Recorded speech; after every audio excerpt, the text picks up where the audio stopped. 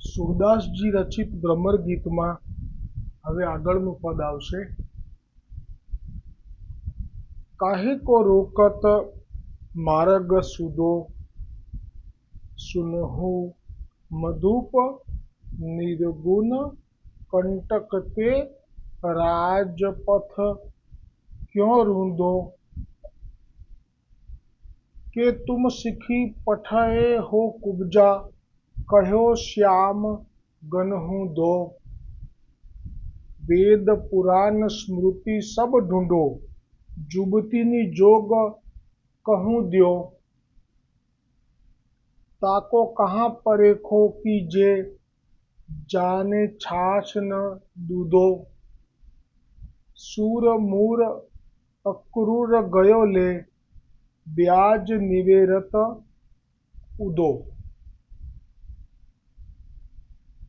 એટલે કહે છે કે કાહે કો રોકત માર્ગ સુદો, એટલે આજે અમારો જે માર્ગ છે, જે અમે પ્રભુને પામ્યા પછી હવે અમે ભજીએ છીએ, તો એવો સીધો માર્ગ જે છે એને શા માટે તમે મને ત્યાગ કરવાનું કહો છો. સુનહુ મધુપ નિર્ગુણ કંટકતે રાજપંથ ક્યો રૂદો.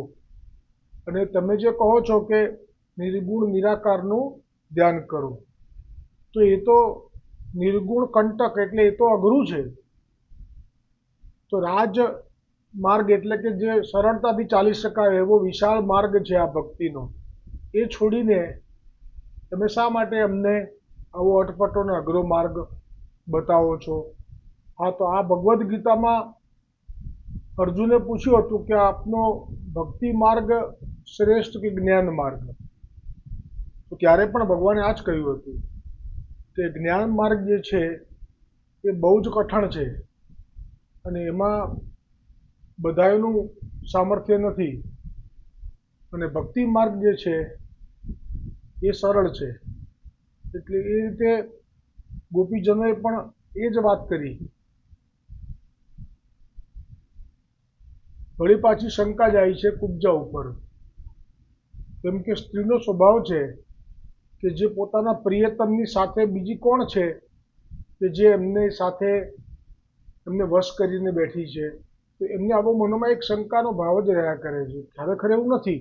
7 દિવસ પૂરતું જે એનો જે તપ હતું પૂર્વજન્મમાં શૂરપંખાના શરીરથી, અને જે માગેલું હતું પુષ્કર સરોવરમાં તપ કરીને મહાદેવજીથી, એટલું જ મળ્યું છે. પણ અહીંયા તો શંકા એ સ્ત્રીજનોનો સ્વભાવ છે. એટલે કહે છે કે તને જરૂર કુબ્જાએ જ આવી રીતે શીખવાડીને મોકલી લાગે છે, જેથી કરીને અમે લોકો શ્રી કૃષ્ણનું ધ્યાન ભજન અને આવવાના છે પાછા એવું છોડી દઈએ, એટલે એમને પૂરેપૂરો કૃષ્ણ મળી જાય. પછી કહે છે વેદ પુરાણ સ્મૃતિ સબ ઢૂંઢો, જુવતીની જોગ કહું દ્યો.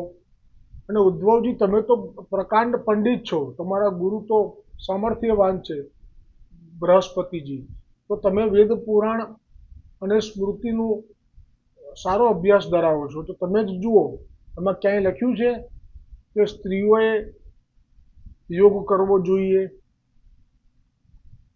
તાકો કહા પરેખો કી જે જાજે જાને છાછ ન દૂધો. એટલે કહે છે કે છાછ મારો બે ભાવ છે આમાં. એક તો ભાવ આત્મા ગોપી તરફથી એવો છે કે જે દૂધનું જે સ્વાદ ચાખ્યું હોય એ પછી છાશ શા માટે પીએ. બીજો ભાવ એવો છે ઉદ્ધવજી માટે કહી રહ્યા છે કે ઉદ્ધવજી, તે હજી દૂધનો દાઝેલો છાશ ફૂંકી ફૂંકીને પીવે, એટલે કે તારા ભાગ્યમાં તો દૂધ છે નહીં, કારણ કે તને જે ભાવ છે અહમ બ્રહ્માસ્મિનો, એટલે તને તો પેલું એ રસ સંભવ નથી.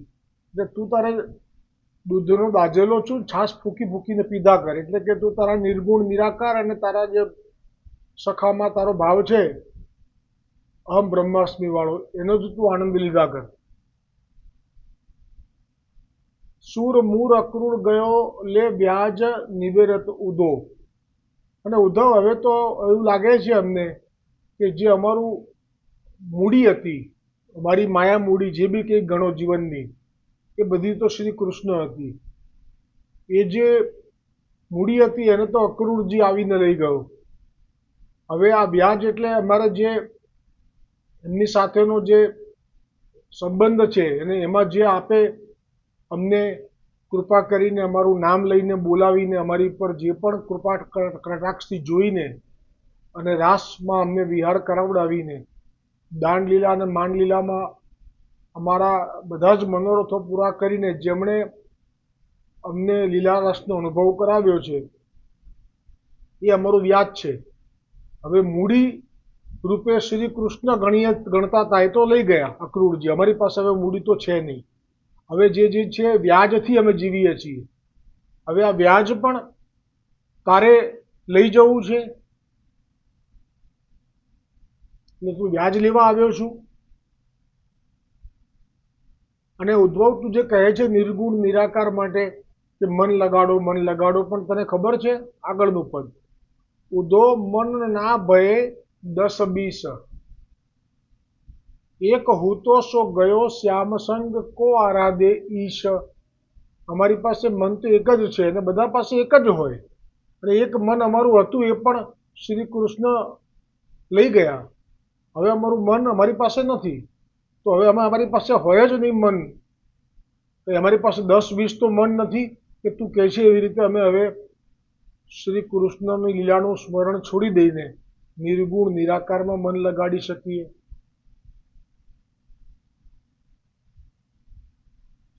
ઇદ્રી શિથિલ ભઈ કેશવ બીનું જો દેહી બીનું શીશ. અને અમે તો એ શ્રી કૃષ્ણના દર્શન વગર અમારી જે ઇન્દ્રિયો છે એ બધી શિથિલ થઈ ગઈ છે. હવે જાણે કે ઇન્દ્રિયોની અંદર ઉત્સાહ જ નથી રહ્યો. અને ત્યાં સુધી અમને તો એવો અનુભવ થાય છે ઉદ્ધવ કે અમારું શરીર છે પણ જ્યારે મસ્તક નથી. એટલે જેમ કે કોઈ રણ મેદાનના યુદ્ધમાં મસ્તક કપાઈ જાય તો એ ધડ પણ લડતું રહે છે. શૂરવીરોના માટે એવું સંભવ હોય છે અને એનો ઇતિહાસ છે. તો એ ભાવથી કહે છે કે અમે પણ આ યુદ્ધમાં એવા અમારું મસ્તક ગુમાવી ચૂક્યા છીએ, પણ હવે અમારું ધડ જ છે, મસ્તક તો છે જ નહીં. જાણે કે જ્યારથી શ્રી કૃષ્ણ ગયા છે ત્યારથી.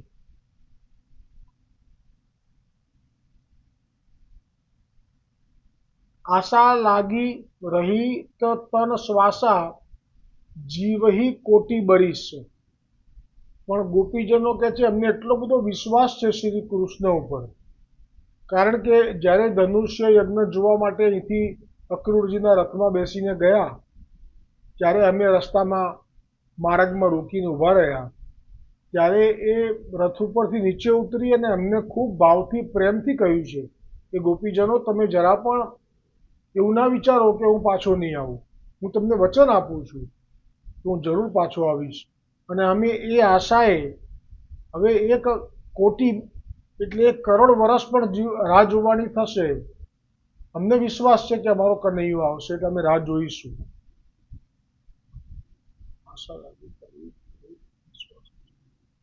તુમ સો સખા શ્યામ સુંદર કે સકલ જોગ કે ઈશ. એટલે કહે છે કે તું તો શ્રી કૃષ્ણનો સખા છે.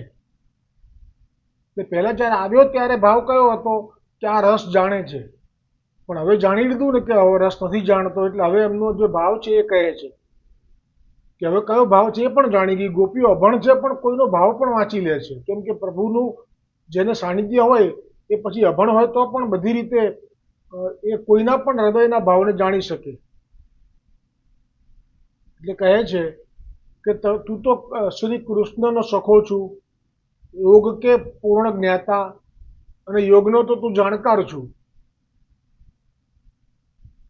તું કૃષ્ણ કે બિના ભી યોગ કે સહારે અપના ઉદ્ધાર કર લોગે. એટલે કે તને તો યોગ આવડે છે એટલે તું પણ કૃષ્ણના સહારા વગર તું તારો ઉદ્ધાર તો કરી લઈશ. એટલે જેવો એનો ભાવ છે મર્યાદા માર્ગીઓનો, સાધનથી ઉદ્ધારનો, એ જ અહીંયા ગોપીજનોએ પણ જાણી લીધું એટલે કહી દીધું. જેવી રીતે પરીક્ષિત રાજાને કથા ભલે શ્રી કૃષ્ણની શ્રવણ કરવા મળી અંત સમયે, આખું જીવન તો લૌકિકમાં ગયું, અંત સમયે મળી, પણ સુખદેવજી જાણતા હતા કે આ તો આખું જીવન આવી રીતે રહ્યો છે, આમ કરી નાખું તેમ કરી નાખું, કથા સાંભળી જ નથી. એણે કબૂલ કરેલું છે પરીક્ષિતજીએ, પણ અંત સમયે એનો ઉદ્ધાર કેવી રીતે થશે એ સુખદેવજી તો ગુરુ હતા, એટલે એમણે એમને એવી રીતે શીખવાડ્યું હતું કે તું યોગ માર્ગથી શરીર છોડજે.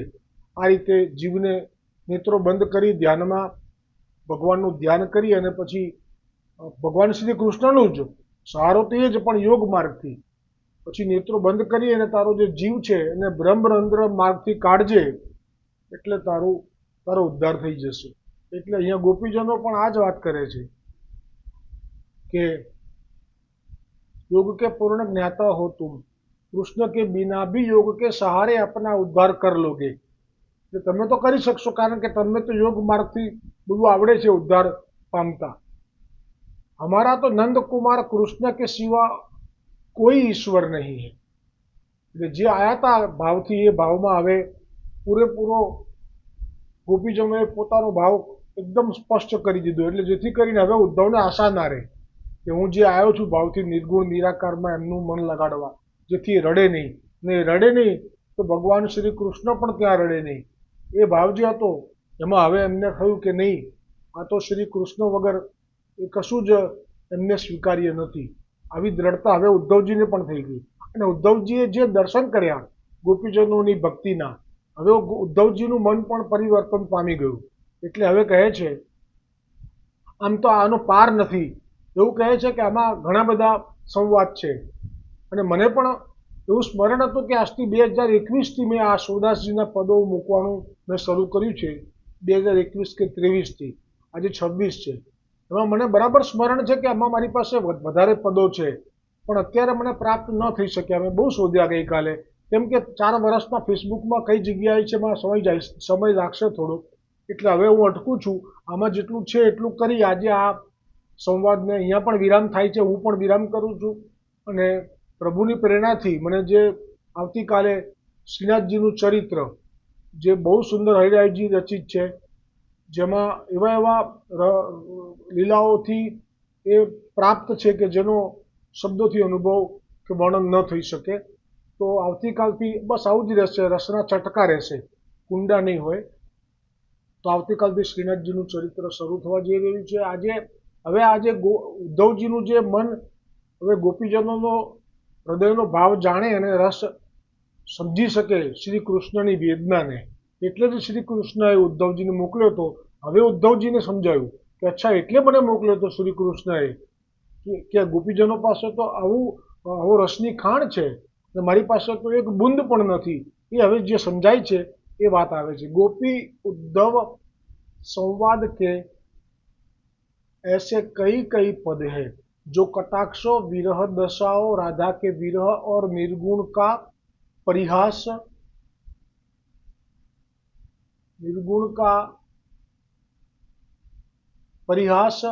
और तर्क कुतर्क व्यक्त करते हैं.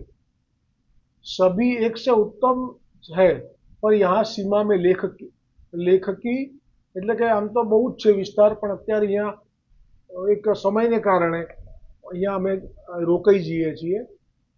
જેમણે આ મૂક્યું હતું ને, કવિતા કોશ નામની એક વેબ હતી, વેબસાઇટ, એની પરથી મને સુરદાસજીના દુર્લભ પદો પ્રાપ્ત થયા હતા.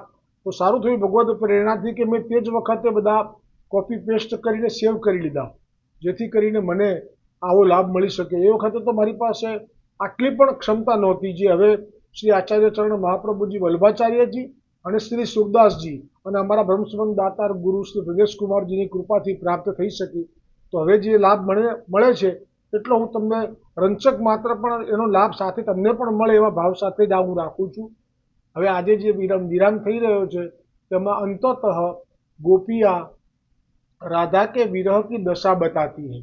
હવે ગોપીઓએ રાધાજીના વિરહની વાત કરી, ब्रज में हालत बताती है. अंततः उद्धव का निर्गुण गोपियों के प्रेममय सगुण पर हावी हो जाते और उद्धव कहते, अब अति ચકિતવંત મન મેરો. હવે ઉદ્ધવજીનું આ એક પદ છે જેમાં એ કહે છે કે મારામાં શું અનુભવ થયો તમારા બધાના સંવાદથી. અબ અતિ ચકિતવંત મન મેરો, આયો હો નિર્ગુણ ઉપદેશન, भयो सगुन को चेरो, जो मैं ज्ञान गयो गीत को, तुम ही न परस्यो नेरो, जो मैं ज्ञान गयो गीत को तुम ही न परस्यो नेरो, अति अज्ञान कछु कहत न आवे, दूत भयो हीर केरो, निज जन जानी मानी जतननी तुम किन्हो नेह गनेरो, सूर मधुप उठी चले मधुपुरी, बोरी जग को बेरो. जोगो को बेरो, जग नहीं पण जोग એટલે યોગ. એનું પોટલું લઈને આવ્યો તો જ્ઞાનનું યોગનું એ લઈને હવે જે એનો અનુવાદ પણ છે. कृष्ण के प्रति गोपियों के अनन्य प्रेम को देखकर उद्धव भाव विभोर होकर कहते हैं, मेरा मन आश्चर्यचकित है. मेरा मन आश्चर्यचकित है कि आया तो मैं निर्गुण ब्रह्म का उपदेश लेकर आया था, प्रेममय सगुण का उपासक बन के जा रहा हूं. मैं तुम्हें गीता का उपदेश देता रहा, जो तुम्हें छू तक न पाया. अपनी अज्ञानता पर लज्जित हूं कि किसे उपदेश देता रहा जो स्वयं लीलामय है. अब समझा कि हरि ने मुझे यहाँ मेरी अज्ञानता का अंत करने भेजा था. तुम लोगों ने मुझे जो स्नेह दिया उसका आभारी हूँ. सूरदास कहते हैं कि उद्धव अपने योग के बेड़े को એટલે જે લઈને આવ્યો તો યોગનું પોટલું ગોપીઓ के प्रेम सागर में डूबो के स्वयं प्रेम सागर अपना मथुरा लौट गए. स्वयं प्रेम सागर થઈ ગયા. આ ખરેખર પૂર્ણ કૃપા છે. ભગવાન મથુરાધીશ એવા મર્યાદા ધર્મી સ્વરૂપે सूरदासजीने पण रसमय करवा माटे આવી રીતે આજ્ઞા કરી હતી અને ખરેખર રસમય થઈ ગયા. પ્રેમના સાગરમાં ડૂબીને હવે પ્રેમમય થઈને પાછા આવ્યા છે અને જે કહી રહ્યા છે ચરણ સ્પર્શ કરીને દંડવત કરીને કે મારે પણ પ્રેમના સાગરમાં જ્ઞાન ડૂબી જતું, ખોળતા આવે ના હાથ. એટલે મારું જ્ઞાન એ લોકોના પ્રેમના સાગરમાં ડૂબી ગયું છે, મને હવે મળતું નથી. હું મને તો કે હવે શું કરીશ તું? કે મને તો હવે આ જે ગોપીજનોને જે મળ્યું છે એ આપો. નહોતું જાણ્યું રડવામાં આનંદ છે, આંખે અશ્રુ હૈયામાં વિશ્વાસ જો. નહોતું જાણ્યું રડવામાં આનંદ છે, આંખે અશ્રુ હૈયામાં વિશ્વાસ જો. પ્રેમ સરોવર ડૂબકી મારે મારવી, ત્યાં લગી થાશે નહીં હૈયે હાસ જો. અને છેલ્લે જે કહ્યું ડૂબકી મારે મારવી થાશે ત્યાં લગી હૈયે હાસ જો. અને દુઃખમાં માગું સુખ તણો પ્રકાશ જો. એટલે હું જે માનું છું કે અહમ બ્રહ્માસ્મિ એ સુખ જ ઉત્તમ છે, પણ ના, હવે મને એવું લાગે છે કે એના દુઃખમાં જે સુખ છે એ સુખ મારે જોઈએ છે. અને છેલ્લા હવે આ જ ભાગ માગી લીધું કે મારે હવે બીજું કંઈ જોઈતું નથી. એ ભાવ સાથે આજનો આ ભ્રમર ગીતનો પ્રસંગ અહીંયા પૂરો થયો. જે આવતીકાલથી શ્રીનાથજીનું ચરિત્ર એ પણ મુખ્ય જે અંશ છે એ લઈશ અને એમાં જે વારંવાર મૂકતો જ રહ્યો છું. મને પ્રભુએ બધું રેડી રાખ્યું છે. મારે કશું આ બધું જે હું કરું છું અત્યારે કરવા બેસું તો ના થાય. સમય થઈ ગયું. એટલે અત્યારે મારે સીધે સીધું એનું વચન જ બોલવાના રહેશે. મારું નથી, એમાં પણ હરિરાયજીએ પ્રગટ કર્યું છે એવું મેં સાંભળ્યું છે. અને ઘણું બધું મળતું પણ આવે છે, ઘણામાં થોડો ભેદ પણ છે, પણ છતાંય રસથી એવું ભરેલું છે કે જેની હું વર્ણન ના કરી શકું. તો હવે આ ભ્રમર ગીત અહીંયા આજે વિરામ પામે છે. સાક્ષાત શ્રી મહાપ્રભુજી વલ્ભાચાર્યજીના ચરણોમાં અને ગોવર્ધનનાથજીના ચરણોમાં અને ગોપીજનોના ચરણોમાં સમર્પિત કરી અને સુરદાસજી મહારાજ કી જય. જેમની કૃપાથી આ પ્રાપ્ત થયું સુરદાસજીને એવા શ્રી મહાપ્રભુજી વલ્ભાચાર્યજી કી જય. અને મારા ભ્રમસંબંધ દાતાર ગુરુ બ્રજેશ કુમારજી મહારાજ શ્રી કી જય હો.